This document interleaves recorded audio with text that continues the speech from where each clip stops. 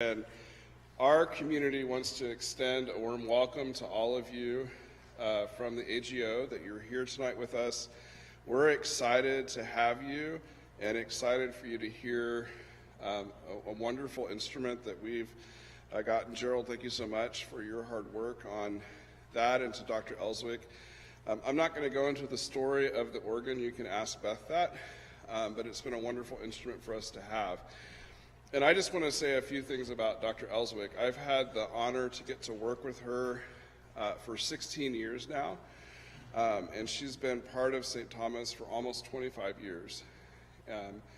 And I just want you to know what a wonderful, delightful human being she is, and what an incredible musician she is for our community. She leads such a wide variety of musicians here, including little tiny children to not so young people. And she does such an amazing job. She can play anything, and she scares us because we'll say, can we do that in a different key? And without even skipping a beat, she's able to play whatever key you would like it without hardly thinking about it. I just want you to know what a delight it has been for our community to have Dr. Ellswick's presence with us, to also have Jim with us as well, and just what a great human being, person, and musician that she is, and we're just so grateful to her. So I'm just grateful to get to welcome you tonight. That's all I have to say. And just, we're so excited to hear Beth play tonight. We have lots of folks from our church that are here with you. So again, welcome. We're so glad that you're here. Please turn off your cell phones and make sure that none of your electronic devices are on so we can be uninterrupted. And then I think Chloe is coming up to do the rest of the introductions.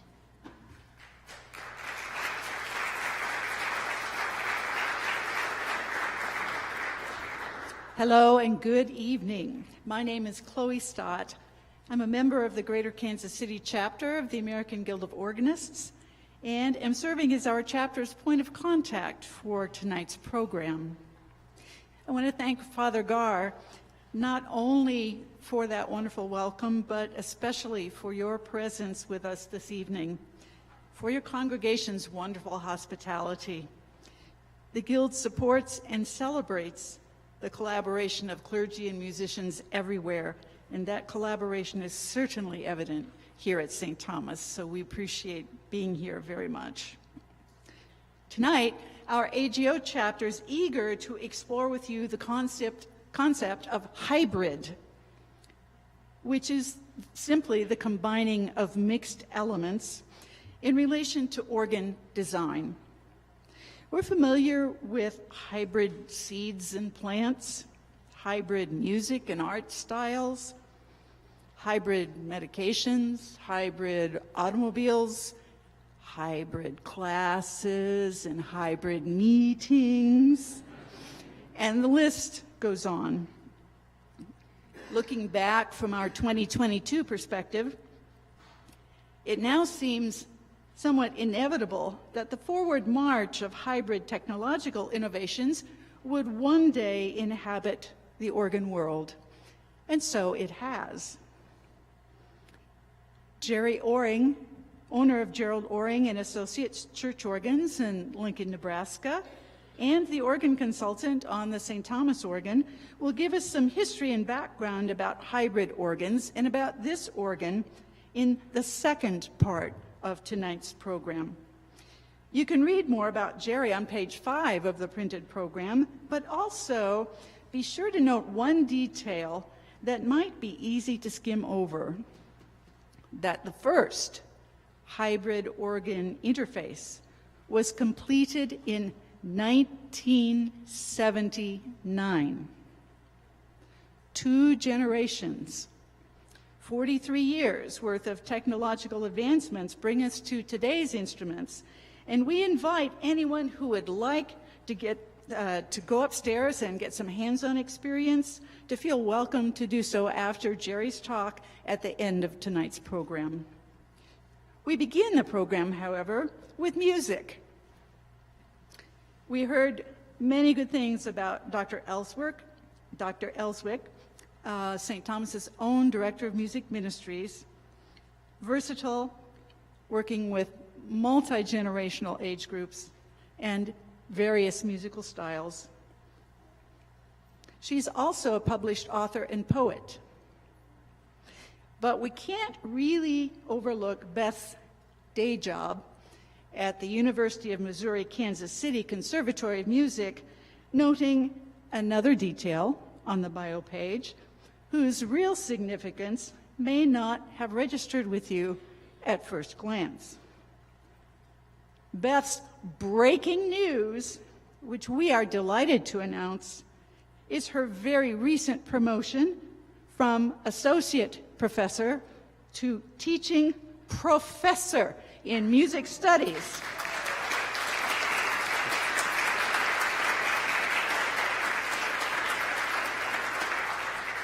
Instructing undergraduate theory and ear training, effective beginning with this year's fall semester.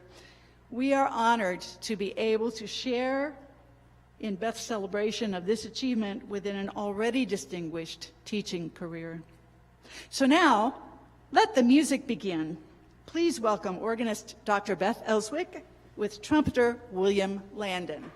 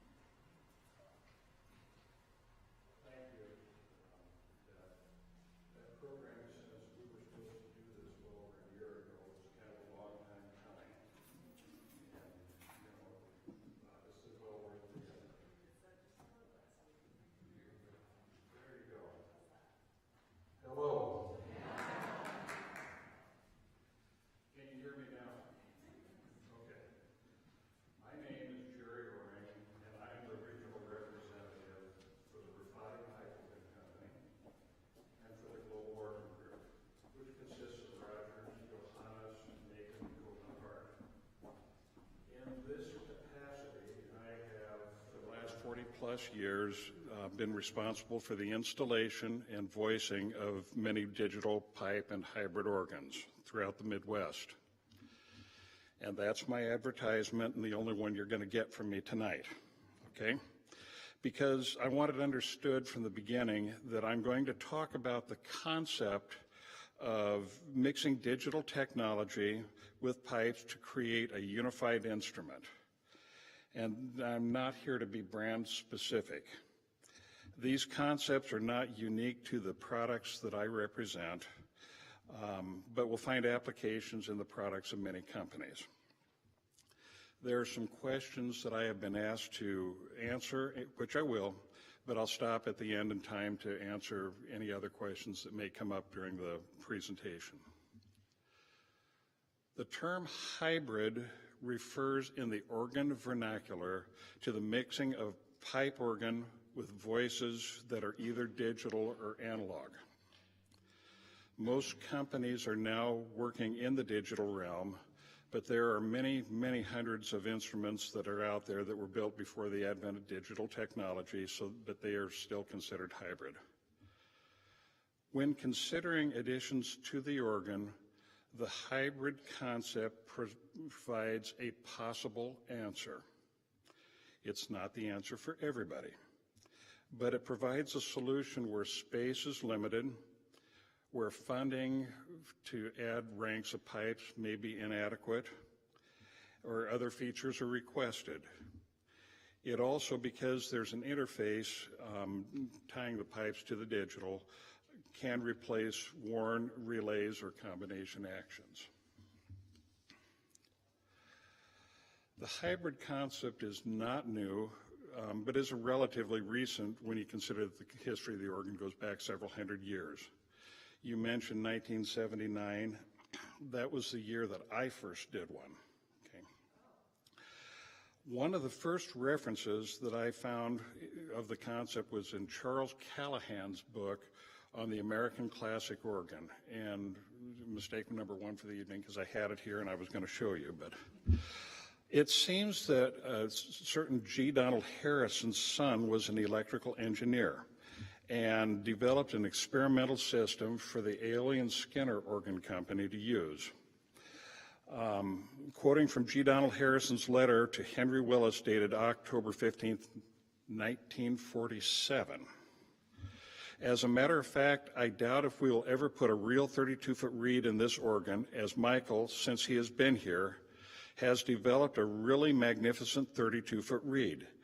And indeed, it is so good that it seems sheer folly to use up all the material that one requires for the real thing. His device is capable of giving several 32-foot effects, such as 32-foot fagot, 32-foot bombard, 32-foot Borden, and of course, some intermediate tones if you want them. He goes on, but you get the picture. Michael was G. Donald Harrison's son, and the organ they were referring to was for the studio of Ernest White. This was in 1947. I have never heard such a unit, and I can find no evidence that they found very wide acceptance, but obviously Mr. Harrison found the concept intriguing. About 30 years ago, I was called by a classmate of mine to come look at a pipe organ in his church. I found a hybrid organ like none that I've ever seen before, and frankly hope I never see again. The pipe organ was connected to an electronic organ console, and wait for it, it was a Hammond organ. Music's most glorious voice. The first commercially available hybrids that I'm aware of were produced by the Tellers Organ Company in conjunction with the Kahn firm. These early attempts had some fairly difficult technical hurdles to overcome before the concept could mature into a serious solution. Obviously, one of the critical obstacles to overcome in a hybrid organ was the difficulty in keeping the two systems in tune with each other. In my opinion, this is the primary reason that the con teller's concept ultimately failed. The con organs of the period didn't stay in tune with themselves, much less in tune with a pipe organ. This is true, isn't it? Okay, it is. The other primary issue, and let's just be honest, was that in the 60s, electronic organ sound had simply not matured enough to stand next to pipes. Okay?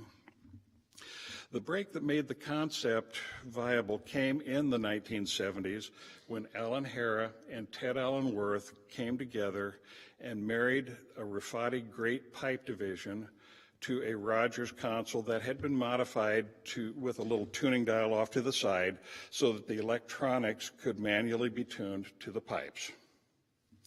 This is a pretty crude solution, but it was the best solution that was available for a number of years. Ultimately, the tuning problem was solved by putting a temperature sensor either right on a pipe or very close to a pipe. This tracks the temperature of the metal of the pipe, and as the temperature goes up and down, it sends data to a computer which automatically adjusts the pitch of the digital voices to track with the pipes.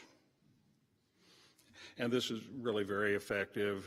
I mean, unless you turn the heat totally off and it's 50 degrees in the church or something like that. The next hurdle faced by digital companies is to make a product flexible enough to provide solutions for the maximum number of situations. The early Rogers hybrids would accommodate pipe packages that Rogers built and that were of certain specified configurations. Obviously, pipe organs don't fit into tidy little boxes, and so there were built-in barriers to the concept. This leads us to kind of where we are today. There are various sorts of hybrid systems, and some of the common ones are, number one, low bass generators for 32-foot extensions. And by the way, this is the only application that APOBA currently sanctions. You know, digitals for pedals. The concept has been fairly widely accepted, though, in the church world. I attend church in Lincoln at the First Plymouth Congregational Church, where Tom Trenny is the director of music. Yeah, very blessed. The organ's a Schoenstein organ of over 100 ranks. It has digital 32s, digital chimes, and digital other percussion, harps and other sorts of things.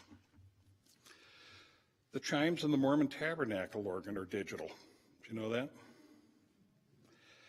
I was talking to Bob Walker, and he tells me that he installed bases in the organ so that many of the bass pipes were reinforced digitally.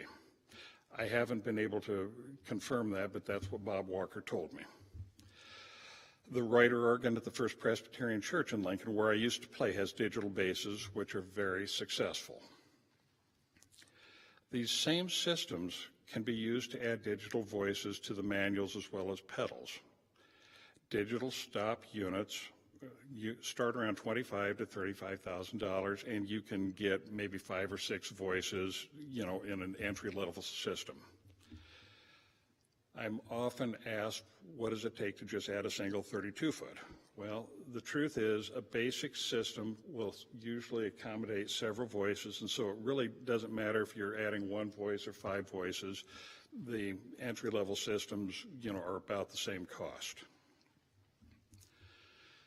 The other possibility, and probably the most common use in what we're thinking about when we're thinking of hybrid organs, would be when one would select an appropriately sized digital console and use the onboard digital voices to augment an existing organ. And this is the type of system that you've heard tonight, and I'll speak more about this in just a minute. But I want to hit on a couple basic rules that I think, if followed, will make a hybrid system a little bit more successful. First of all, the core of the organ should be pipes. You can alter the overall sound of the organ digitally, but pipes and digital organs energize sound in a very different manner. In an organ pipe, by the way, these are Wix pipes when I was a digital rep, and until the day he died, Martin Wick wondered where this went. In an organ pipe, when you blow it, sound comes out the mouth of the pipe. Okay? When you blow it, you can shade the pipe and affect the tuning, which means that there's energy coming out the top of the pipe. You with me? When you blow on it and put your hand around the pipe, you can feel it vibrate. Thus, we have energy here, creating a column of air. We have energy surrounding the pipe. We have energy coming out. And basically, you are forming a three-dimensional sound field. Multiply that by 4 parts in a hymn, and maybe 20 ranks, or as Jan does, about 80 when you do the auditorium organ. And you have an incredible number of sound fields being created simultaneously, columns of air working in the acoustical environment of the church. Okay? A speaker, sit there and vibrate. Okay? And it can create sounds, and it can create very authentic sounds. But it will never move a large body of air into a room. I'm sometimes asked if a digital organ can sound like a pipe organ. And my stock, good gosh, I'm the Rogers guy. What am I going to say? Yes, of course it will. But that doesn't necessarily mean it feels like an organ in the room. Do you understand the difference here? Okay. When you record a pipe organ and record a digital organ and play them back side by side and take, the moving air out of it, they really do sound very similar. In a hybrid, if the core of an organ is pipes, you will be losing large amounts of volume of air. You can color the sound with digital voices. The end result is a sound that more closely approaches the legitimate pipe organ. Again, I cannot stress enough that the more pipes you can reasonably use, the better the result is likely to be. It is unrealistic to expect 1 or 2 ranks to carry an entire project. Okay? A second rule is that speakers, as much as possible, should be in the area of the pipes. It seems counterproductive to have a pipe division in one location with a bunch of speakers hung on a wall over here. If it's going to be part of the same instrument, they need to be in the same location. It is also my personal belief that if you have pipes, digital voices in an enclosed division, such as a swell division, the speakers for those sounds should be in that division with the pipes. That way the organ louvers, as they open and close, affect the digital voices in the same manner that they affect the pipe voices. In other words, you don't have the pipes getting soft to hear and the different frequency responses. In today's economy, I believe you would pay anywhere from about $10,000 to $35,000 per stop for pipes to add to a digital organ. Prices vary considerably depending on the type of voice, the builder, if the pipework is new or repurposed. Let's be honest, a 16-foot principal costs more than a 2-foot flute, okay? Many projects use new pipework in the design, but many of my projects are in the context of rebuild of an existing organ, and that's the case here. This is a Kilgan organ that was moved to the church several years ago. The church had a certain amount of funding available for the project, and that amount was not to be exceeded. We prepared several options with varying prices and configurations and different brands of instruments and various things. After several consultations, we agreed on a project to use a digital console with selected ranks from the existing organ. We did not include all the stops, but we chose the ones that Dr. Beth preferred. The unused pipes are still on site and can be added another time if desired. And this project was well under $100,000. The cost of adding a basic 2-manual console with some relays and interfaces to make a hybrid would start probably $55,000 to $60,000. And it'll go up considerably from there depending on the size of the console, the features, the number of ranks we're adding, and if there are any other necessary repairs to complete the project. As in all pipe organ building, proper maintenance and good technical support will ensure a long life. A technician will certainly need to know not only the pipe system for this, but the digital system for the relays and that sort of thing. This is really, some people think that adds to the complexity, but it's really not that much different than what we're doing now, because any organ that has a relay probably has a digital relay of some sort, or it has a solid state relay or solid state combination machine, so we have to do that anyway. I was asked about life expectancy, and I'm going to give you 2 answers. Both of them are accurate, both are honest, both are very different, and I'm just going to let you pick the one you like the best. Engineers at the companies are told to design a system that lasts 50 years. Okay? The truth is, in the United States, electronic devices or consoles are normally actually in a church 35 to 40 years if you were to take a survey across the country.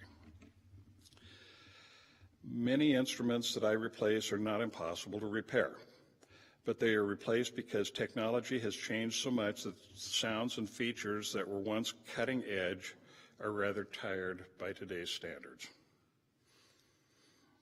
Not unlike a TV. I mean, it's an appliance. The question was, who can tell the difference? Under normal circumstances, I can, but I've certainly been fooled. I was told not to say this, but my wife has a better record than I do doing that. But this type of project is like any other type of organ building. There are people that do it very well, and then those that, are, for one reason or another, may not be quite as successful. A pipe is a pipe.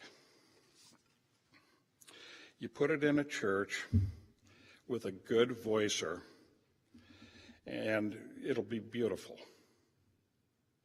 You put it in a church with an average voicer or somebody less skilled, and it'll play. It is what it is. I mean, the rules for successful hybrid installation are no different. Meticulous installation, neat work, attention to details, and careful tonal finishing are required for success. I hope this has been kind of helpful and gives you some basic information, and I want to thank you for inviting me. I fully understand that this concept may be controversial to some, but from my perspective, it opens up possibilities that were not there before. I have tried in this presentation to be somewhat neutral and present facts as I see them, but in closing, I want there to be no doubt in your mind that I believe in and I love the pipe organ. It is and always should be the basis from which all others are judged. That being said, I also believe in the hybrid system. I believe that for some, it provides a way to increase the flexibility of the organ. I believe that it bridges the monetary gap between pipes and digital. I believe the concept is gaining traction and will continue to become more important in the future. And I believe that interfacing to an existing organ rather than replacing with a substitute respects the heritage of the church while looking forward to the future. It's certainly a significant part of my business plan. As a matter of fact, this year I've completed one project in conjunction with the Temple Organ Company in Illinois. And about a week and a half ago, I completed another interface project in Arapahoe, Nebraska. And yes, it's out in the middle of absolutely nowhere. But they have a pipe organ. They wanted that pipe organ, but they wanted to do some other things. And I have another hybrid installation that will be installed and scheduled later this summer. So again, thank you for having me and to, let me talk to you. And at this point, I'll open it up for questions.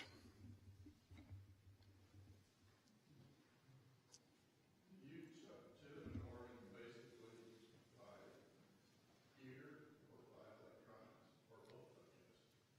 You want the honest answer to that one?